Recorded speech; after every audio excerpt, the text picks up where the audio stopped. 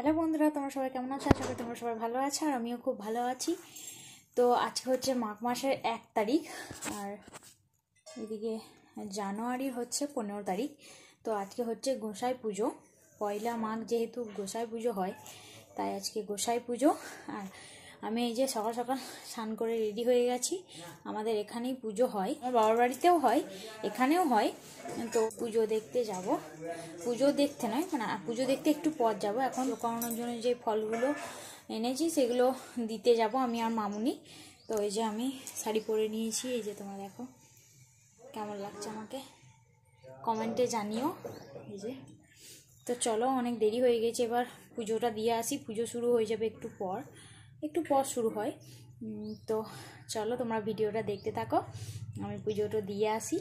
তো চলো, এখানে আমাকে মামুনি ভিডিও করে দিয়েছিল, জিজ্ঞাসা করছিল কি করব না করব সব। এই যে দেখো কেমন করে ভিডিওটা করেছে মামুনি। যাই হোক, ভালোই করে দিয়েছে। এটা হচ্ছে গোসাইতলা।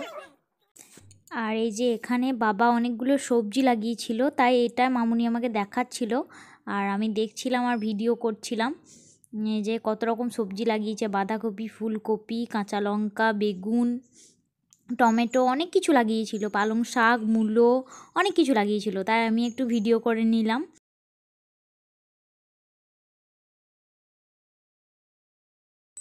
বাড়িতে নিজের হাতে সবজি লাগিয়ে তুলে খেতে যতটা মজা লাগে, ঠিক ততটা মজা দেখতেও লাগে। আমার তো খুব ভালো লাগে। আর এই যে পুজো দিয়ে এসেই আমি চা করতে লেগেছি। এটা আমাদের প্রত্যেক দিন সকালবেলা ঠিক বলবো না, 11টা সাড়ে 11টার মধ্যে তোমাদের দাদাভাই 10:30টার সময় করে খাওয়া দাওয়া করে ও অফিস চলে যায়। তারপর আমরা মুড়ি টুড়ি খাওয়ার পর আমাদের যেহেতু বাড়িতেই গরু আছে, তো বাবা এই যে দুধ দয়ে নিয়ে আসে।